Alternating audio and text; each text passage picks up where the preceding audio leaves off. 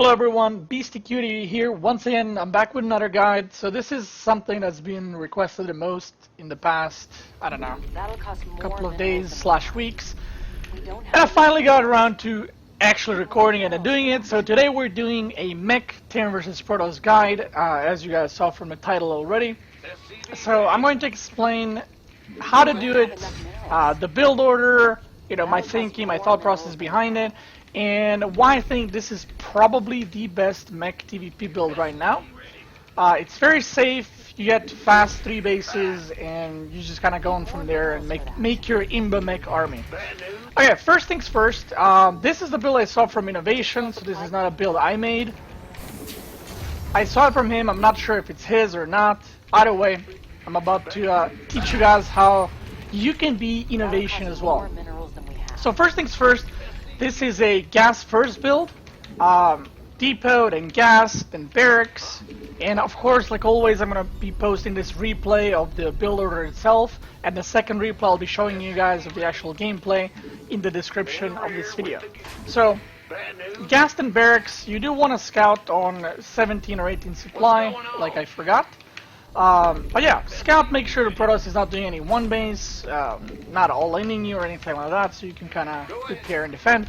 Although with the Oracle nerf, that's become a lot weaker, so you're probably not going to be meeting that very often. And even if you do, you should, you know, not straight up die like pre-patch. I'm going to a Reaper, I'm getting a command center.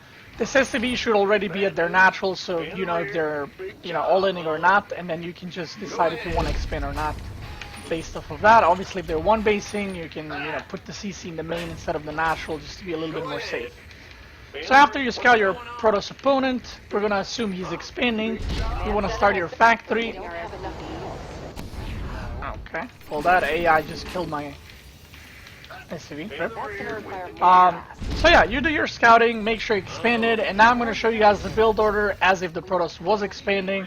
You can still check with this Reaper around your bases, because sometimes they proxy like a gateway after, or like even a Stargate after expanding, so you know, just play it safe. You don't need to rush to their base instantly with the Reaper, because, well, you just saw they expanded, so there's not much to see. So I usually like to go a little bit around, and then go straight across the map. Now, I want to mention one thing. I've noticed this people are doing recently, which is, I'm going to pause right here. So what people are doing recently is Chrono Boost the Stalker, send it straight across the map. Now, with this build, there is a small timing where they will actually kill your SCV on the natural, but it will finish the command center, depending on the map. So if the Stalker runs straight across the map, don't panic. Just, you know, switch your barracks and factory, start making cyclones, and that SCV on the natural will die. Or, you know, if you manage to escape with it, that's perfect. As long as you finish the command center on the natural, you're fine. So don't panic, you'll be fine. He cannot push into your main because there's wall off, and also the cyclone will be popping out, so he can't really stay for too long. Anyway, the moment factory finishes, you want to swap the factory and the barracks, mining both gases. The second gas goes up as soon as you start your factory, and then second supply depot, and then you put the second gas. And what you want to be making from the factory is 2 cyclones. So as you can see, 1 cyclone is delayed. That's fine, that's how it's supposed to be. Don't worry that you're like executing the build wrong or something like that. And from here on out, I'm going to make a tech lab on the barracks. I'm going to pretend I'm scouting with this Reaper across the map, you know, getting the info. And once your 2 cyclones come out, these cyclones are basically there to, it's kind of like a safety measure. They will make you safe against everything early game the Protoss can throw at you. And then when the 2 cyclones are out, you can see I'm adding a 3rd CC, swapping the factory into the tech lab, starting a siege tank. Now this might seem like it's, you know, a risky thing to do. It's actually super safe. I played against all-ins when they expand and then they do like 3-gate blink pressure, and I was absolutely fine. I didn't die. And slowly but surely you want to start walling off your natural. I'm going to also make a bunker. Just playing it safe, you don't want to die. And you will actually get the 3rd and 4th gas super early compared to, you know, what you would usually do, right? And the reason for that is, since you are going mech from the start, you want to be adding more factories as fast as you can, and that's it. Now, I built 1-2 Marines just so you can put something in the bunker, and based off of what your Reaper scouted, if it's Oracle, you know, make sure you're on point, kind of chasing the Oracle with your 2 Cyclones. Again, with the Oracle nerf, you shouldn't be taking a lot of damage, and you should be just fine. This is the point where I'm going to start adding the other 2 factories. Boom, the CC is about to finish. And you have another siege tank popping out. And already, even if the Protoss is doing some kind of blink attack, this is more than enough to defend it, and you will be fine. If the War Prism comes in your base, the 2 Cyclones should be able to chase it away pretty quickly. And around here, since I have nothing else to build until my factories finish up, you do want to add an engineering bay, because sometimes you don't scout what the Protoss is doing, so just in case you want to be able to make at least 1 missile turret here and kind of not die to, you know, well, just straight up DTs. Still producing siege tanks, and you can see I have a lot of gas, which is a very healthy amount to just be able to constantly produce. And from here on out, slowly but surely, you do want to get your 3rd. Be careful when you're moving to the 3rd base, so the Protoss doesn't like jump you with Blink Stalkers or something like that. So just slowly siege, re-siege, and move there, like I'm doing right now. So you can see I'm not moving all the tanks all the way to the bottom, just kind of moving them little by little. At the same time, adding armories, double army in the main base. You can make a missile turret right here, maybe slowly start walling off your 3rd as well, which is something I always suggest in both Terran versus Zerg and Protoss versus Terran. And you can see right now I have this nice little spread on the siege tanks. So even if the Protoss engages, it's really awkward for him, like where to go, because the siege tanks are not just bunched in one place, so he can just, you know, jump on top of them and kill them or something like that. And once you establish your 3rd, add 2 more factories and add a starport as well. Once you do that, make sure your unit production is still going. Keep producing double siege tank at the time. Around this time, you actually don't need to scout much, well, you know, after the initial Reaper. But around this time, you want to start running some Hellions around, maybe check if he's going straight into like carriers or air army in general, or, you know, you just want to know what unit composition he's going for. Does he have a 3rd, or a 4th, sorry? If he doesn't, you got to be careful about some like 3 base timing. Slowly get your upgrades, Smart Servos and Infernal Pre-Igniter as your 4th, 5th factory finishing. Starport finishing, get a reactor.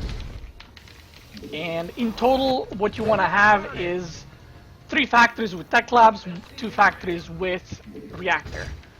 You can also start adding some missile turrets, because the last thing you want to happen is War Prism coming into your main base, kind of, you know, messing everything up. And if you do see, sorry, that War Prism is active somewhere on the map, I suggest getting your Cyclones back into your main base and kind of just having them there to protect from the War Prism.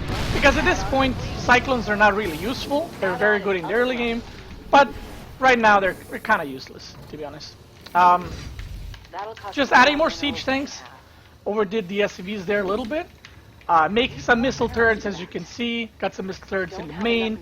And your basically goal from here on out is get a 4th, stay safe, know where the Protoss army is, know what Protoss is making. You don't want to be caught off guard by like mass carrier or something like that. And your goal is to basically reach 200 without dying, and then do a big like 1-1 or 2-2 push, depending how fast you maxed out, you know, how well you macro it. I'm getting some Vikings. This is just to chase the War Prisms. I like to have like 2. And from here on out, I started making Liberators with Reactor. I think Liberators are a great addition to the mech army, because not only Protoss has to worry about siege tanks, but they cannot go, you know, full Zealot Archon. They have to make Stalkers to actually deal with Liberators. That's why I think they're a very, very good addition to your mech army. To have like 6 to 10 Liberators is, as they would say, very nice. We need more Beastyqt. Slowly getting off my 4th, and if I know that Protoss is doing just mass ground army, I'm just gonna keep massing my siege tanks, my Hellions, and you know, slowly but surely, as you're nearing 200, you do want to move out and try to, well, kill a Protoss. Now, one question that I know is on everyone's mind is, how do I deal with Carrier and Tempest? I'm about to explain that, but to just continue off of this, as far as macro goes, you can see I'm still expanding. You don't want to stop expanding once you max out. If you're maxed out and you're floating money, add more factories, add more starports. I suggest adding 2 starports with tech labs and a fusion core, because around this time anyway, no matter what happens, the reason for that is if the Protoss is going mass ground, you're going to have 2 tech labs to make like liberators or battle cruisers later on, plus you'll be able to get liberator range. And if the Protoss is going for Carrier Tempest, if you want, you can go carriers because you already have these starports set up. After the 3rd base, all your bases should be planetaries, like always.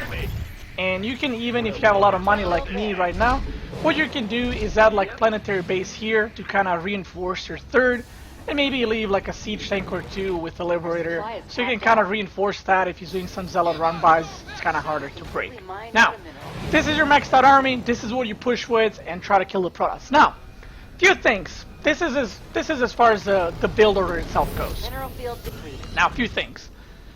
How to engage a Protoss army. This is what I see a lot of people make mistakes with. They kind of go through the middle here, let's say, and then they siege up here, and Protoss just surrounds them from here, and Terran army gets smashed. That's how you not engage Protoss army.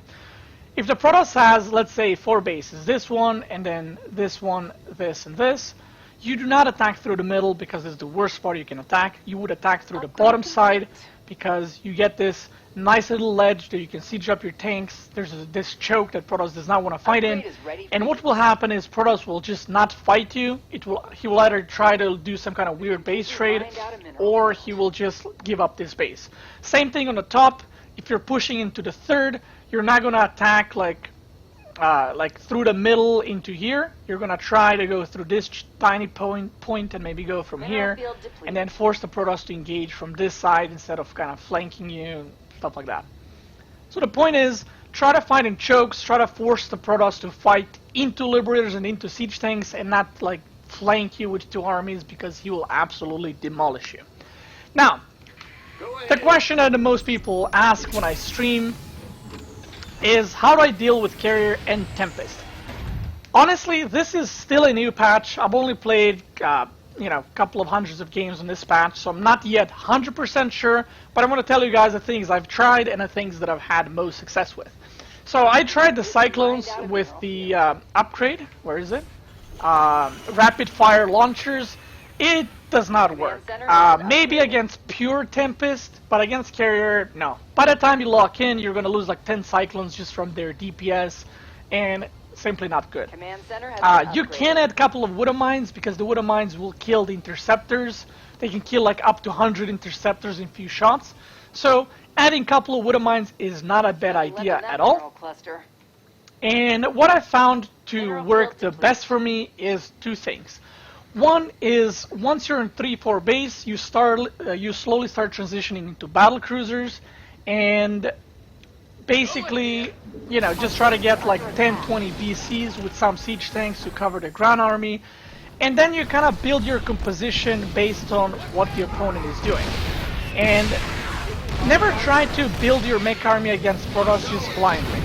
Now, what I mean by that is, if he has pure Carrier, you don't want to have like 20 siege tanks. They're completely useless. So what you want to do is kind of try to trade out those siege tanks for bases while you're, you know, maxing out in battle cruisers and maybe Vikings, Liberator, or whatever else.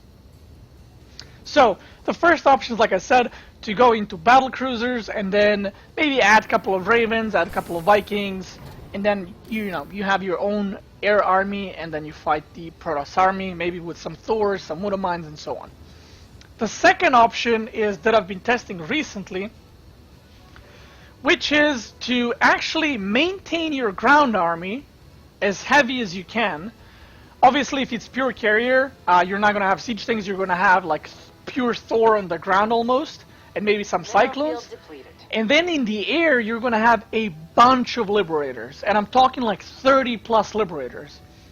And you might be wondering, why the hell would you make Liberators against Carriers?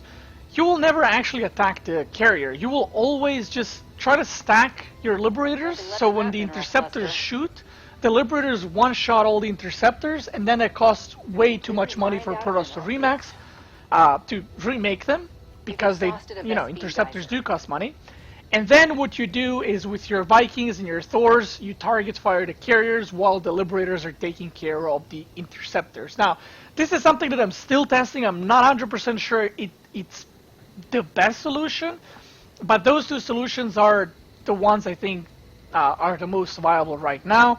And no matter which one you decide to go for, the most important thing when you're fighting against carriers is make sure to target fire the actual carriers. If you just A-move your Vikings, Thors, and battlecruisers, they will be shooting at the interceptors.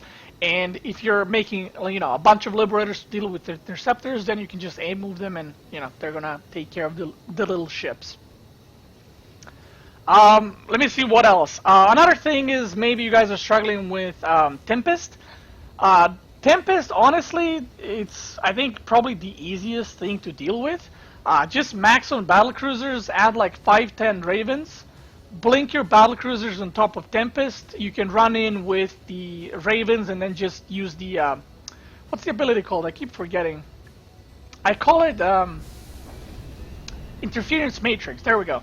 And you can just cast Interference Matrix on as many Tempests as you can, and just Yamato the Tempest, and that's pretty much it. You can also do that against carriers if you have overwhelming amount of battlecruisers, but if you have, less, definitely don't do that. Now, that's it for the actual build order guide. Now, let's head into the game. You guys can see exactly how it works out, and we'll just go on from there. Now, I won't be showing you the full game. I'll just show you kind of the early game, and you guys can see how exactly I deal with the early game, how that actually looks in the game. And here I'm playing as Drogo. I did end up losing this game in the end, because I think this was my first game where I was testing the Liberator against Carrier thing, and I kind of messed up at the end and, well, lost the game. But again, I will be leaving this replay as well in the description so you guys can check out the full game. But for the beginning, you guys will see what's going on and how I deal with things early on. So again, Reaper pops out, scouts around, just checking if there's any proxy.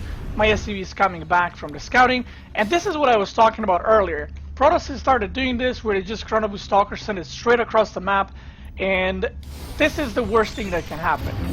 He tries to go up the ramp, he sees the factory and the reactor, and he doesn't know when the Cyclones are gonna pop, so he just decides to play safe and run. First mule, I suggest to not drop it on the natural like I did, or that's the second mule actually from the main, because sometimes the Protoss will be stubborn and go for the mule and kill it, even though you kill the Stalker. So just be safe with first two mules, drop them in the main, so you wouldn't risk losing it. And if he goes for this SCV and kills it, it's no big deal. So 2 Cyclones popping, 3rd CC popping, and from here on out, just like I was showing you, getting a siege tank, just getting everything in order. Now, the thing that I was doing with these Cyclones is, another thing that's become very, very popular is these blink pressures into 3rd base. So as you guys know, Protosses don't need observers anymore against Widow Mines, so a lot of them are just straight up delaying Robo, and they do this Twilight Council 3-4 gate blink push, where it's not really an all-in because they do expand behind it. It's just pressure that can definitely kill you and is definitely deadly. So what I was doing with the Cyclones is just checking around if I can maybe find a pylon or something, maybe even a probe or stalker. And, well, I find a pylon, I kill it, and basically seeing the pylon, that tells me 2 things. It will either be blink stalker attack, some kind of gateway attack, or Dark Templars. So here I see a bunch of stalkers, so I'm like, okay, well, it's blink attack. I pull some SCVs, make a bunker. This game I did not make a bunker, but I suggest you guys always get it because it's cheap, so you might as well. I mean, I didn't get it in time, that is. So with this siege tank positioning, he can't really do anything. Even if this was like 2 more stalkers, if he blinks on top of this siege tank, if I pull the SCVs and the Cyclones, he will lose a bunch of stalkers, plus there's no way for him to get to this siege tank, and he will just end up losing all the stalkers for like 1 tank and few SCVs, which is definitely not worth. from here on out, you know, just pumping out units. I'm gonna get my third base here. I could have been a little bit quicker in getting to my third, but I was worried about this, so I wouldn't like die against it or something like that. And here, just moving to my third, like I told you guys, I'm gonna start walling off my third base very, very soon. I pick off an observer here, getting the gases almost straight away when I land my third base, getting the missile turret, and slowly adding the missile turrets in the main, in the natural, getting the 1-1 upgrades, 4th and 5th factory, starport. So, like I said, just kind of like what I was showing you guys. And remember, when you place your siege tanks, this is a mistake I see players do. They just kind of put them here, and then the Protoss just sandwiches them from here, and that's it. But if you put one tank here, one here, especially the charged zealots will have harder time reaching the tanks. So for example, they will charge on this tank, and then they have to walk to this one, because the charge will be on cooldown, and that gives your tank, you know, a lot of time to actually just straight up destroy everything he has. So again, I'm getting my 4th, and you know, just playing it safe. Here I'm doing some Hellion run-bys, just trying to figure out what he's doing. And if you look at my vision, I know he has a bunch of gates, I know he has robo, I know he has double robo, so I know that there's no air transition yet. But the mistake I do make this game is that I don't continuously scout throughout the game and actually miss carrier transition completely, and I end up losing the game because of it. So be smarter, don't be like me, don't be a potato. Make sure you know what the Protoss is doing and when they're transitioning to air, so you can start your anti-air army. Now, T-Drago was harassing quite well. You can see I'm a little bit behind in supply. Again, this is one of the games where I wasn't as experienced with this. I was still testing out things, so you know, I didn't execute things perfectly as well, but I'm gonna leave a couple of siege tanks here. I have the sensor tower, and his army is on the map and trying to kind of do some damage. Now, the Protoss player will not be looking to ever engage your army straight up unless you're unsieged, and that's pretty much it. So be careful. You have to make sure to know where the Protoss army is, and make sure you don't get caught out of position. Now, I don't mean that, you know, getting caught out of position by him just catching your tanks on siege, but also, for example, if you move like here and then his army is on the bottom, he's gonna kill your base and then recall back, and that's the beginning of the end for you. So that's why I say always keep track of his army, and once you're max, try to, or close to max, try to engage it straight on. So make sure you follow his army left and right. Here he goes for the engage, and even though he catches me unsieged, the positioning for him is actually terrible. The zealots, as you can see, are stuck behind in the middle of the stalkers. He's attacking through this tiny choke, and I just have so many siege tanks with 2-2, and well, this is what happens. He blinks underneath, all the stalkers get evaporated completely, and yeah, his army gets completely wrecked, as you can see. So this is the kind of fights you do want to take as a Terran, and you definitely don't want to take as a Protoss. From here on out, I am transitioning to those more starports like I was telling you guys earlier. I was still doing one reactor here, but again, go for a double tac lab in my opinion. And getting Liberator range, getting 3-3. I'm still continuously expanding, making more CCs. And at this point, with this whole army, I am almost maxed, and I'm trying to pick engagements and trying to fight the Protoss. So you can see here, this is what I was talking about. And this is where I should have recognized something is off. He is not fighting, he's just trying to buy himself time. You can see that he keeps going around, trying to get a better positioning. And here, he, for some reason, he thinks he can just engage my army and kill me. I think it was somewhere here. Oh yeah, right here. And the fight, I mean, honestly, this, in my opinion, went a lot better for me. But if you look at the income throughout the game, when you guys watch the replay, he was kind of always half pace ahead. So he is able to remax quicker. And the part that lost me the game is I did not know about the carrier transition, because if I did, I would not be remaking siege tanks, I would be making Thors. And then if I had a bunch of Liberators, you know, 10 Vikings and like 5 Thors, I can just kill the carriers while they're on low count, and I would have won the game, but, you know, I did not play as well, and I end up getting completely wrecked later on. But that's pretty much it. Again, you guys can watch the rest of this game since there's not much to talk about it. And yeah, I think that's pretty much it. That covers it. I want to thank you guys for watching. I hope you enjoyed this guide. Please let me know what kind of guide you would like to see next. Whether it's, you know, Protoss Terran Zerg guide or just guide about something, you know, in general. And yeah, that's it. Make sure to check out all my other guides, all my other gameplay videos. I upload daily, sometimes twice a day. Check out my stream, twitch.tv/Beastyqt. I stream 5, 6, 7 times a week from 9 PM CET. And that's it. Thank you guys for watching. I hope you have a very nice day, very nice, and I'll see you guys next time.